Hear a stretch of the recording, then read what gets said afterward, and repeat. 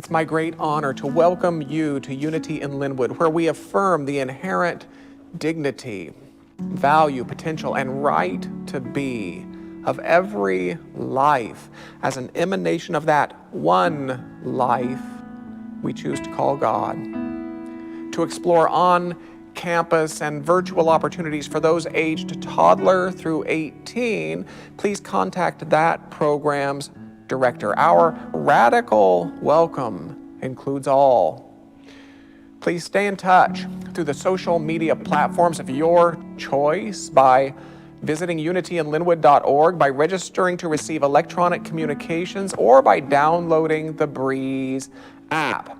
Those who download the Breeze app will receive a free gift through the mail. And if you would like to pray in strict confidence with one of UIL's trained prayer chaplains, whether for support or celebration or regular maintenance, start the process by contacting that program's director. We believe in the capacity of an elevated consciousness to give rise to an elevated experience. And UIL's Prayer Ministries is eager to support you in doing just that, whether virtually, in person, or by telephone. Finally, we believe giving in its highest form is a spiritual practice, and we're grateful to be among the beneficiaries of your spiritual practice. May your generosities of hand and heart return to you in untold ways as they reach into our greater world to bless. So again, welcome. Everything Unity in Lynnwood has is available to you. We're honored by our shared journey. Stumbling through our humanity, we're just walking each other home. We're just walking each other home.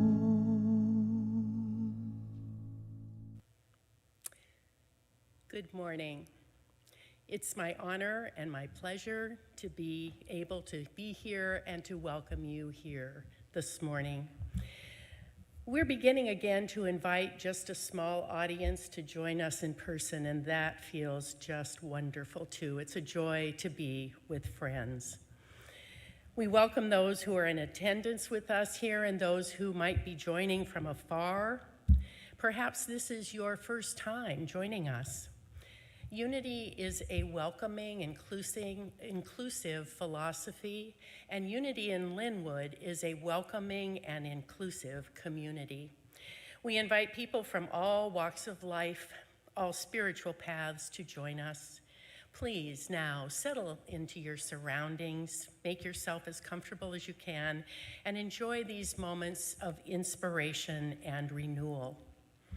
A wonderful way to begin is to join our hearts, our minds in prayer. I've found, perhaps some of you have too, that in uncertain times, when my spiritual tools are the very most important thing for me to be doing, the doing can be difficult. Some of my best prayers have become prayers with no words. We will each find what works best for us. This morning we will practice together and perhaps renew commitments we have made to daily practice. If you are comfortable doing so, please close your outer eyes. As we turn from the world of the senses, we open to a world of inner wonder. I encourage you to take a few deep breaths, to relax your body as much as possible, and to step into that sacred place beyond time and space, the very ground of being. We sense the depth of connection, and our sense of separation falls away. In my place of inner wonder, I open myself to my deepest awareness of spirit. I am that. I feel, through the beating of my heart, the force of life moving through me. This life also moves through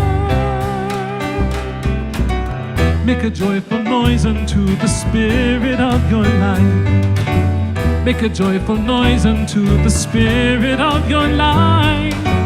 Make a joyful noise unto the Spirit of your life.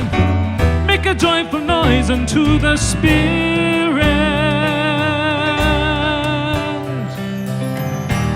'Cause I'm gonna love you, make my heart your home.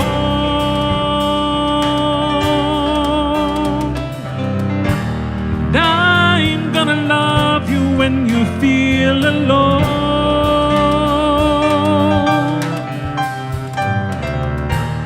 And I'm gonna love you when your blues creep in.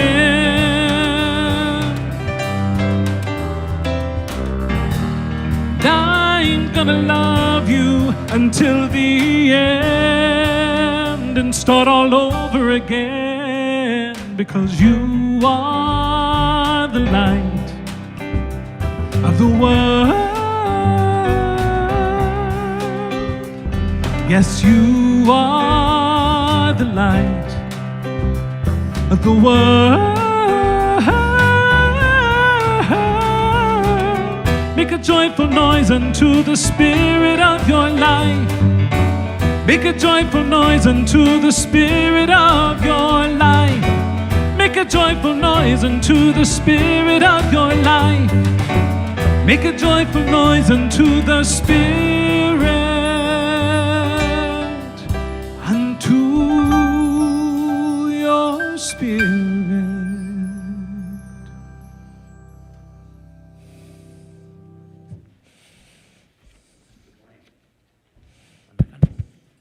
Good morning. What a blessing. 2021 marks Unity in Lynnwood's 40th anniversary, and in celebration, your Board of Trustees has fashioned a 40-day program beginning today, Sunday, April 11th, and culminating on Friday, May 21st, with a garden party, tentatively scheduled for 6 p.m. We invite all to join in gratitude for what has been by participating in projects such as finishing the gazebo area, interior and exterior painting, restoring our nature preserve, and cleaning the grounds.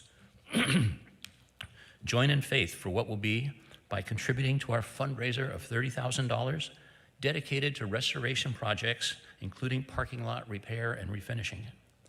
And join in love for all who share the journey by participating in our land blessing ceremony and by holding our community in prayer throughout the 40-day program. Please register now or anytime to refresh, renew, revitalize, restore, and re-energize our physical campus as we recommit and reconnect to each other as community. Thank you.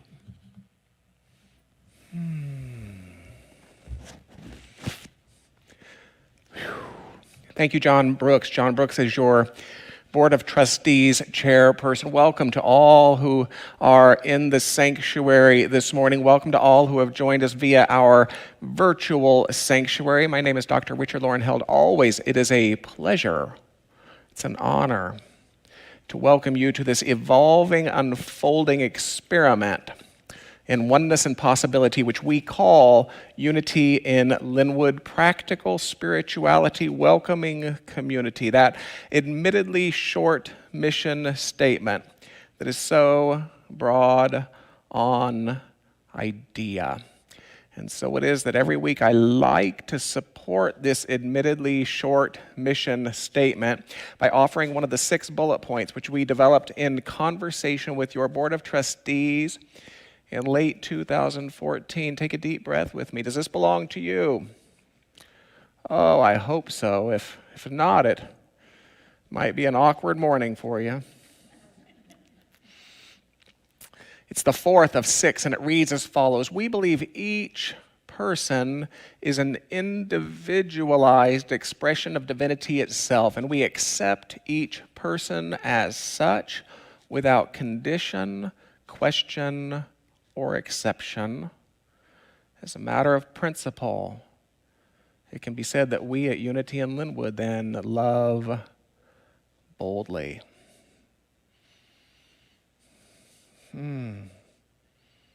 Among our special guests this year is Reverend Lola Wright. She will be with us on May 2nd. You don't want to miss her unique brand of wisdom. She will be followed by Reverend Jim Rosemergy in June. Your prayer chaplain today is Anne. If you would like to pray with someone, start the process simply by writing prayer at unityinlynnwood.org. If you are in the physical sanctuary today and you would like to pray with someone, when I release you, simply give me one of these and remain in your seat following this service. Social Hour follows every Sunday morning service. It's an unstructured time of conversation and connection. Welaine Sharples has created a special invitation for you. Hello? Hello? Is anybody there? I'm looking for the social hour in Friendship Hall. Oh, you startled me. Well, nice to meet you, Frederica. I was looking for the social hour in Friendship Hall. I heard it's a wonderful place to just meet people and chat and connect. Oh, it's on Zoom now? Oh, darn. I was really hoping to meet people in person. Really? It's almost like being there? Like sitting around a table with a cup of tea and just chatting. Oh, that sounds wonderful. But, I spend a lot of time on Zoom with work and classes, and I always come away so tired. It takes so much focus. No focus, and you come away more energized and happier? Oh, and you don't feel so alone. Aw. Well, that sounds like exactly what I need. I think we all need that now.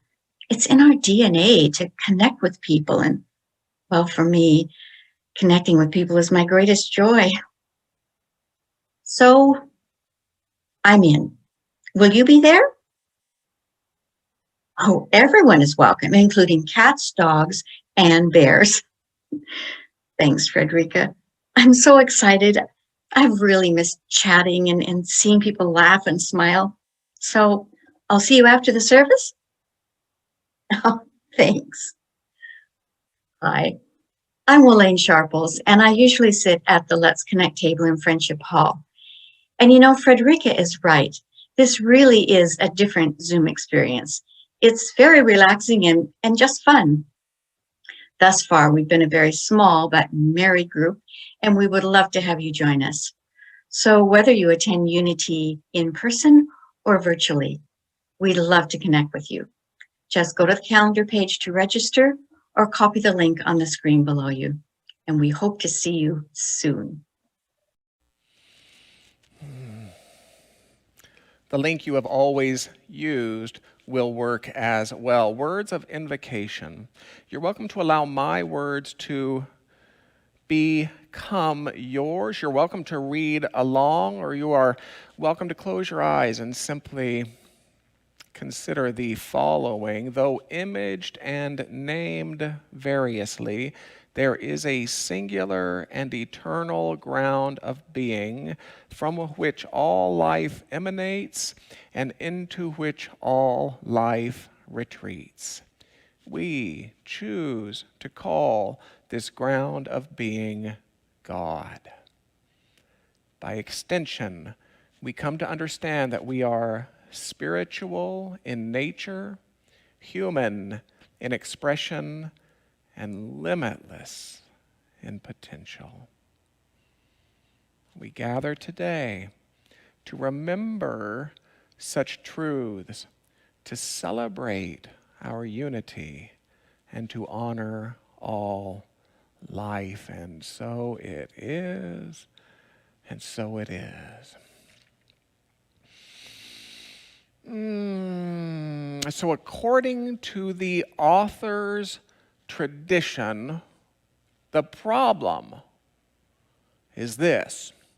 We as individuals live in the collective dream of a family, of a community, of a nation. We as individuals live in the collective dream of humanity itself. And every time a new soul enters this experience of earthly life, its people rush in to hook its attention and to indoctrinate him or her in the ways of this outer dream. Every time a new soul enters this experience of earthly life, moms and dads, and siblings and friends, and teachers and ministers, and dear God, the media and social media, can I get an amen?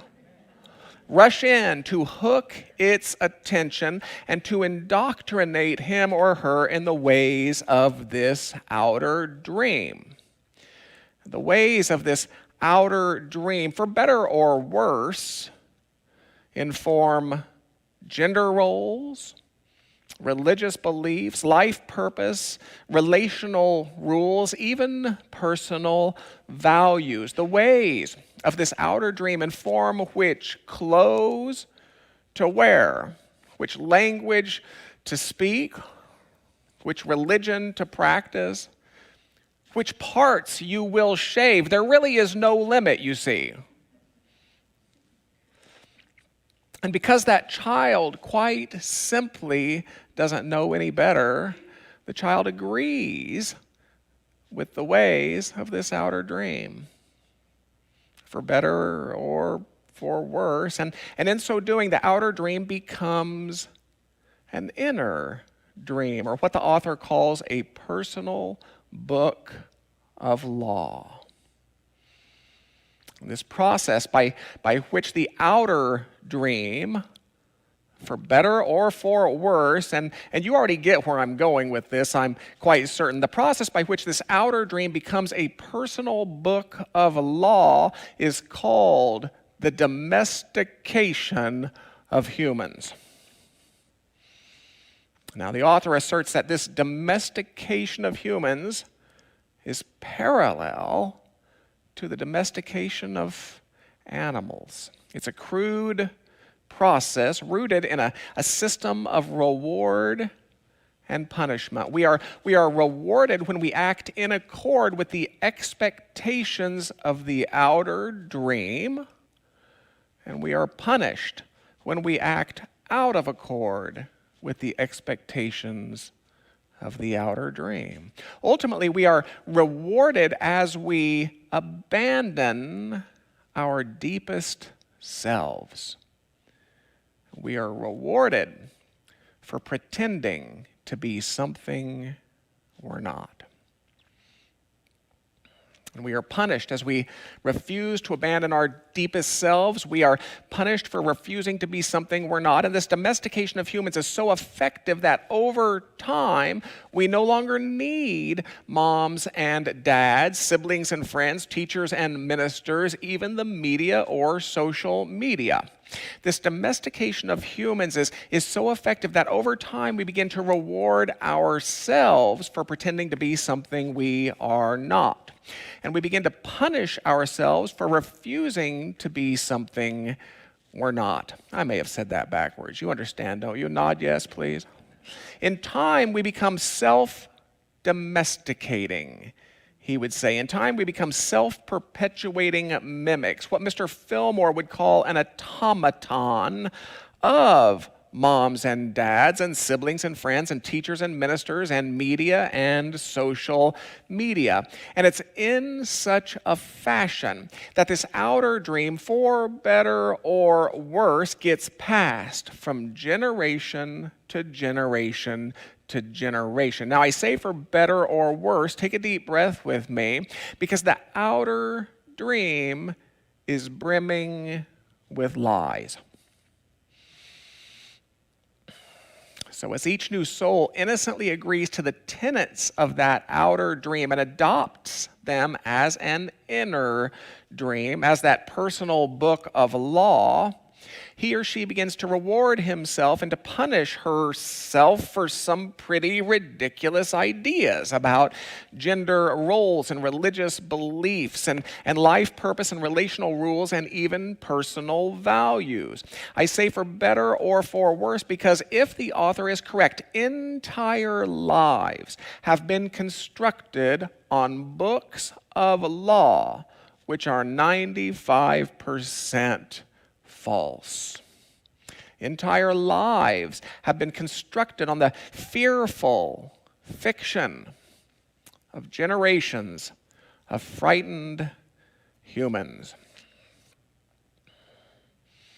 And so it is that when a human stumbles upon a lie, when the religious rhetoric found on the pages of a man's book of law bumps against his love for his gay child, or say his friendship with his Muslim neighbor, when the life purpose found on the pages of a woman's book of law bumps against the gender non-conforming career that just makes her soul dance, when the personal values found on the pages of a human's book of law bumps against a teaching such as ours, which says that every form of life is an individualized expression of the one life by whatever name we choose to call that one life, and as such is intrinsically valuable, innately important, inherently worthy of its right to exist.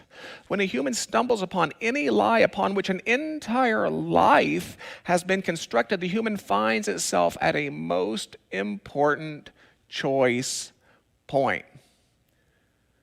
Will he abandon the lie, or will she retreat to the safety of the known, no matter how flawed, no matter how mediocre, no matter how limiting it might be?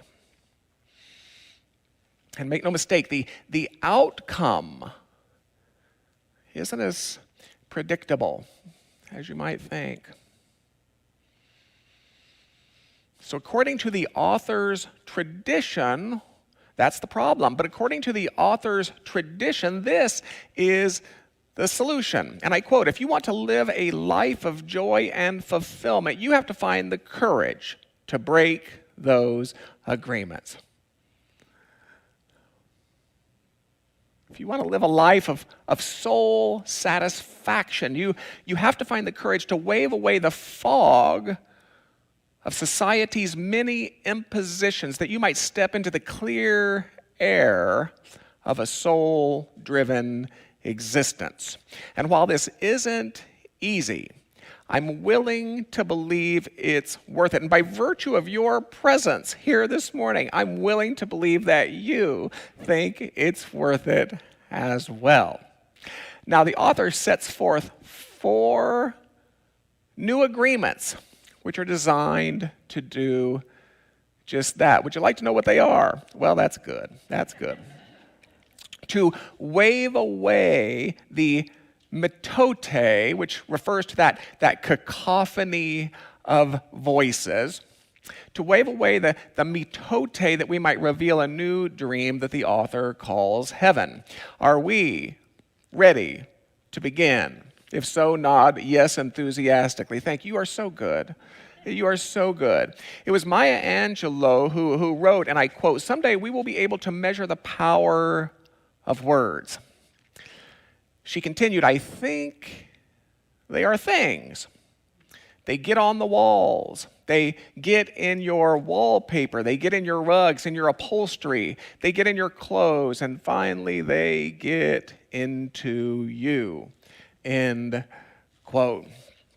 And these sentiments have been mirrored in the scriptures of virtually every great tradition. It was a sick writer who explained that breath is God's gift of life, and when we use it to utter sounds, those sounds carry the creative power of the universe. End quote. It was the historic Buddha who said words have the power to both destroy and heal. When words are both true and kind, they can change our world. And of course, in the opening chapters of Torah, God said, "Let there be light," and there was light. God created the universe through words. And of course, it was Unity's co-founder, Mr. Fillmore, who wrote, and I quote, "Words are seeds, and when dropped into the invisible spiritual substance, they grow and bring forth after their kind." Clearly, words are considered to be important, to be powerful, to be creative. And the author wouldn't disagree, as is evident in what he calls the most difficult and most important of his 4 agreements. It charges, and I quote, "Be impeccable with your word." Speak with integrity. Say only what you mean. Avoid using the word to speak against yourself or to gossip about others.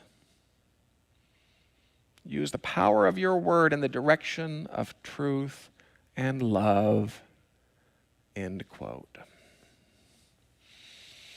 Now, Mr. Ruiz goes on to assert that the word is the most powerful tool which you have as a human. He calls it a tool of magic.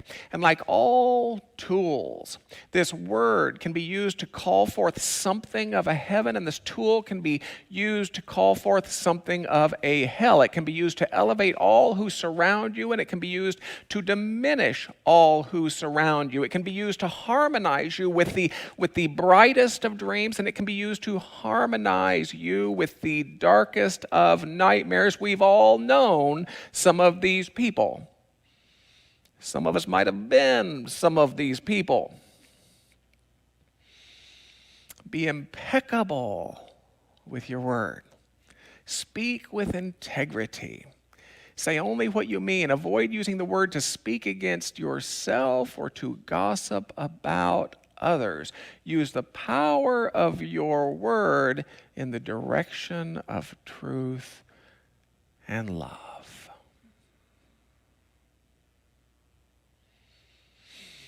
Now, the word impeccable is rooted in the Latin peccatus, which means sin, and the I am in impeccable means without. So impeccable really sort of means without sin. How beautiful is that? And so it is that Mr. Ruiz's charge could have read, "Be without sin in your speech." So yes, words are considered to be important, to be powerful, to be wildly creative. And yet I think there's more here. For even as I speak these words, there's something within me that rises in tension with their charge. Now, you don't have to raise your hand. But if I look in your direction, you might raise a finger, maybe 2, just so that I don't feel alone in this. See if you can relate. Be impeccable with your word, he says. There's something within me that rises in tension because there's something within me that would have me believe certain aspects of my story are best hidden. I got some fingers there. There's something within me that would have me believe certain histories, certain mistakes, certain guilt, certain so-called failures are best kept hidden from public view. If you've carried a toxic secret for decades, you can relate to what I'm talking about. If you've carried a toxic shame for decades, you can relate to what I'm talking about. Be impeccable with your word, he says. And there's something within me that rises in tension because there's something within me that fears the vulnerability of my own voice. There's something within me that fears the vulnerability of my dreams, my ideas, my perspectives, my opinions, my beliefs, my visions. There's something within me that imagines it's safer to tiptoe through life cloaked in some beige half-truths rather than dance through life stripped to my technicolor nakedness. This same something would have me live a life defined not by how many wins I pursued, but by how many losses I avoided. Be impeccable with your word, he says. There's something within me that would rise in tension because there's something within me that doesn't think someone else's feelings can take it, doesn't think someone else's psyche can endure it, doesn't think someone else's capacity can accommodate it. There's something within me that would project itself into that great scene from A Few Good Men when Cruise's character shouts at Nicholson's character, "You can't handle..." Yeah, that one. How we shortchange each other with this one. How we deny each other opportunities to grow with this one. Be impeccable with your word, he says. There's something within me that rises in tension because there's something within me that would have me argue for my comfortable position below some glass ceiling imposed by a religious rhetoric, imposed by a sadistic humility, imposed by societal norms, imposed by statistical probabilities, imposed by tired excuses. There's something within me that rises in tension because there's something within me that's afraid to be seen. There's something within me that rises in tension because there's something within me that's afraid to be disliked. Oh, there's a good one. There's something within me that rises in tension because there's something within me that's afraid to be wrong. That's a big one for me. There's something within me that rises in tension because there's something within me that's afraid to be alone. There's something within me that rises in tension because there's something within me that's afraid. Period. I see some fingers around the room. Be impeccable with your word, he says. And there's something within me that rises in tension because there's something within me that recognizes where I've fallen short of this agreement, where I would fall short of this agreement going forward, even as there's something within me that recognizes its immense power. It was Emerson who said it this way: "The fact that I am here certainly shows me that the soul had need of an organ here. Shall I not assume the post, or shall I skulk and dodge with my unseasonable apologies and vain modesties and imagine my being here impertinent?" It seems to me that the highest that's within you presses itself forth in accord with the availability of its channel. And the highest that's within you struggles to press itself forth through secrets and shames. The highest that's within you struggles to press itself forth through self-preservation and people-pleasing. The highest that's within you struggles to press itself forth through safe choices and petty fears. The highest that's within you struggles to press itself forth through any channel congested with that which falls short of the truth. The highest that's within you presses itself forth in accord with the availability of its channel. And that channel is flushed free every time you are boldly, bravely, brazenly, every time you are unabashedly, unapologetically, and unashamedly impeccable with your word.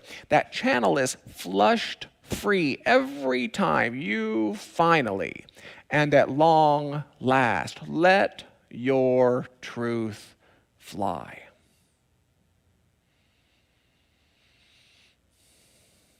And so it is that this is the charge of week 1. If you're up to it, let me see you raise a finger again.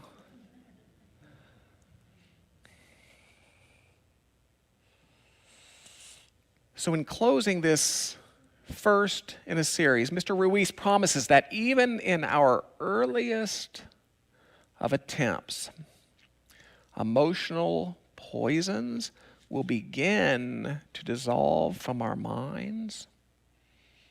Outer spells will begin to fall from our shoulders, and the hells of that outer dream will begin to give rise to new heavens. Those are his words of encouragement. Take a deep breath with me. Close the outer eyes then.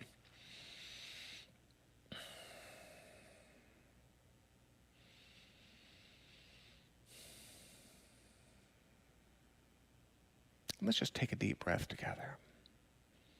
We'll close with 2 or 3 minutes of meditation. And if you'd like that to be a time of pure silence, let it be so for you. If you'd like to give your mind something to consider, maybe it could be this. What is my truth?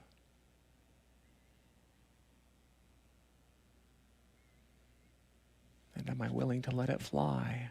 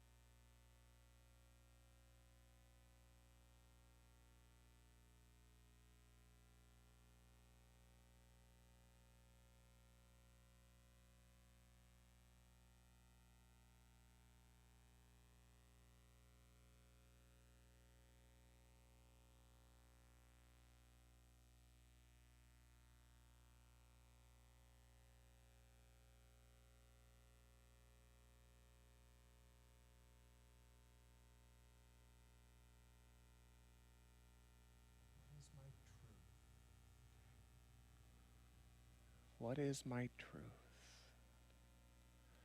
Am I willing to let it fly? Here in the dark, I stand before you, knowing this is my chance to show you my heart. This is the start. This is the start. I have so much to say, and I am hoping that your arms are open. Don't turn away, I want you near me, but you have to hear me. Here's where I stand. Here's who I am. Love me, but don't tell me who I have to be. Here's who I am. I'm what you see. You said I had to change, and I was trying, but my heart was lying. I'm not that child any longer. I am stronger. Here's where I stand. Here's who I am. Help me to move on, but please don't tell me how. I'm on my way. I'm moving now.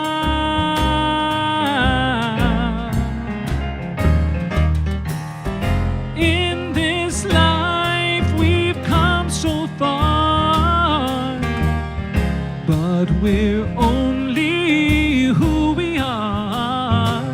And with the courage of love to show us the way, we've got the power to stand up and say,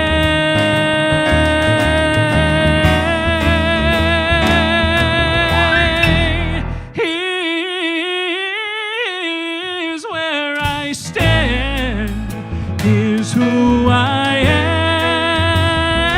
am. Stand up and be counted. I'm counting on you.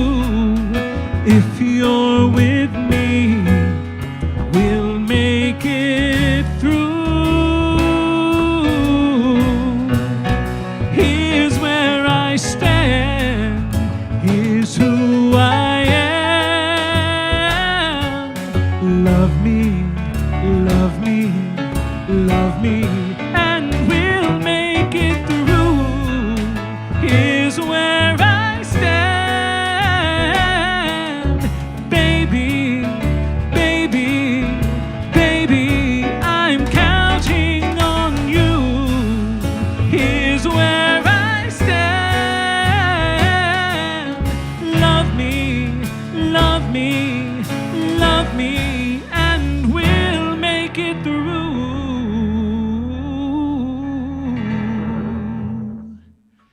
I'm counting, oh, I'm counting, I'm counting, I'm counting on you.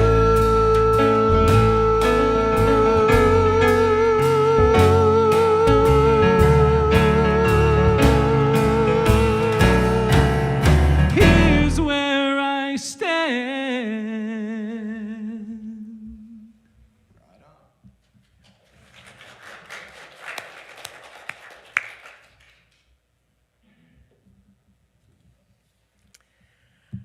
Thank you.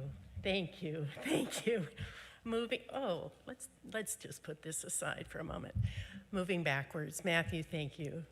You move me. And there's something I will say about being in this room, so I'm so glad you have a wee bit of an audience. Thank you, Dr. Richard, for your work and for your words.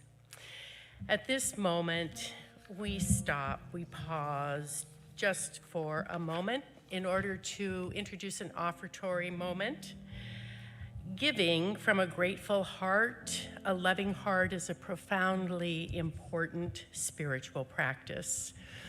In our pause, let's feel deeply into the gratitude we have for the gifts that have come our way.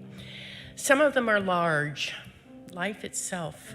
Many of them are small. Some have come quite unexpectedly, and some have come disguised as problems. As we pause, we place ourselves in the great circle of life that turns as we receive and then we give, and then we receive and then we give. And so it goes. We bless the financial gifts we are offering today to this community. Through our gifts, both financial and those of service, we complete a circle that spirals always as both sustenance and renewal within our own being and into the world beyond us. Thank you. Blessed always, blessed always, for the arms of God surround us. Let our joy be so triumphant that we rest in God and say amen. Blessed always, blessed always, for the arms of God surround us. Let our joy be so triumphant that we rest in God and say amen.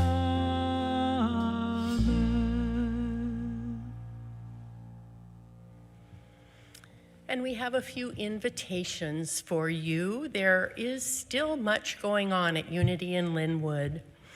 To register for all events, either visit the calendar page of the website or click on a link provided. I will mention a few of the activities for you. On Wednesday evenings, we have Interlude, a short lesson in meditation which offers participants the opportunity to breathe and to remember the truth of their being. This is facilitated by Reverend Nina. We have standing small group ministry offerings, including Unity in Lynnwood Connects on the 2nd and the 4th Thursdays at 7 p.m. This is a Zoom meeting. We have Students of Myrtle Study Group, which meets on the last Tuesdays at 7 p.m. And we have the Search for God Study Group meeting on Mondays at 7 p.m. For questions about any of these, please write smallgroups@unityinlynnwood.org. All are welcome. And finally, a spiritual Saturday is coming this next Saturday, April 17th at 11 a.m. Through teachings, song, and meditation, Rabbi Ted Falcon and musicians co-create an environment supporting our awakening to the more profound levels of our own identity. Please join us. And for those of you who were fortunate enough to be in the house yesterday, Freeman and Padma from Ananda, Washington, made their first contribution to UIL's Interfaith program. It was beautiful. It was beautiful.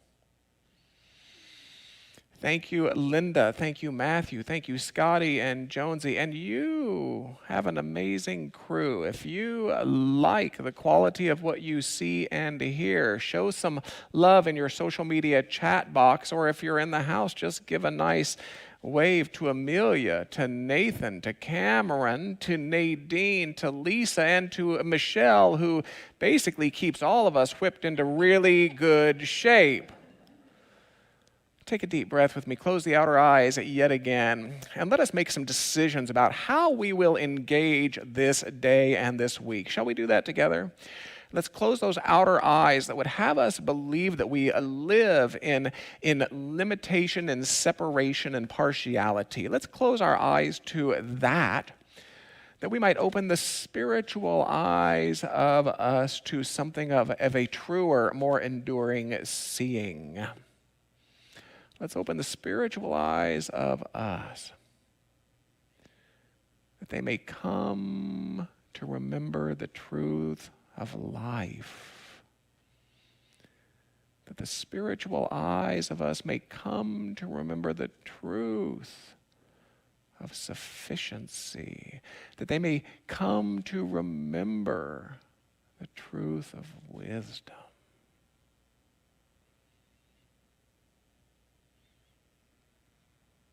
Always that they may come to remember the truth of harmony. Harmony. Ever seeming to press itself forth through human hands, through human hearts. Ever longing for its own realization in this world of form.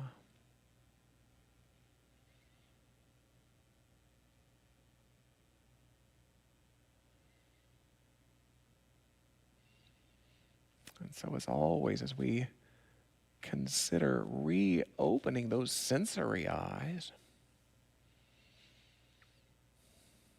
we do not abandon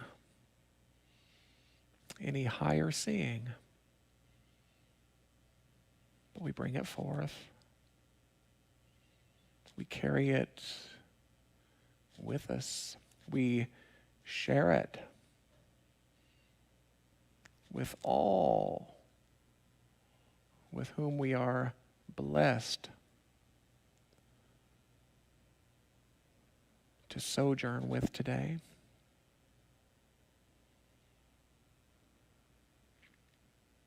We allow it to leave its fragrance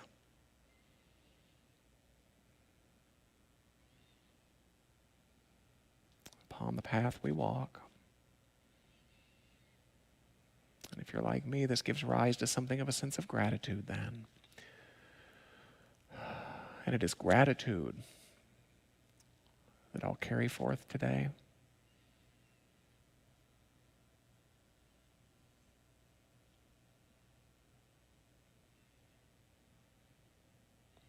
We close as we always do, with sung words of blessing and with sung words of farewell. May the long time sun shine upon you, all love surround